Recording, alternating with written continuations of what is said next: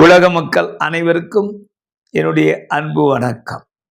இன்றைய தினம் நாம் விரிவாக பார்க்க போவது நாம் தினசரி 24 மணி நேரத்தில் எடுத்துக்கொள்ள வேண்டிய முக்கியமானது உணவு. உணவை ஒரு தட்டு வட்ட வடிவமான தட்டாக வைத்து கொண்டால் அதில் அரைவாசி அந்த காய்கறியும் பழங்களும் இருக்க வேண்டும். மீதி கால்வாசி கார்போஹைட்ரேட் என்ற மாவுச்சத்து இருக்க வேண்டும்.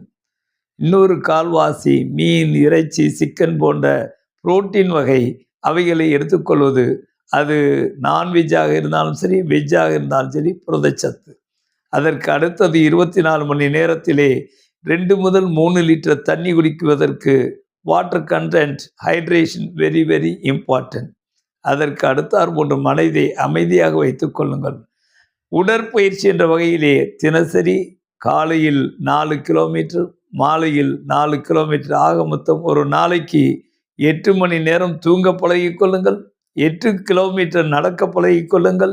8 டம்ளர் தண்ணி, ஒரு tumbler is equal to 300 ml. இப்படி நீங்கள் செய்தால் நீண்ட ஆயுளின் ரகசியம் இதுதான் என்று கோடிட்டு காட்ட விரும்புகின்றேன். நமது உடலுக்கும் மனதிற்கும் நல்லவை நடக்க வேண்டுமென்றால் அனைவரும் முதலில் நடக்க ஆரம்பிப்போம். நன்றி, வணக்கம்.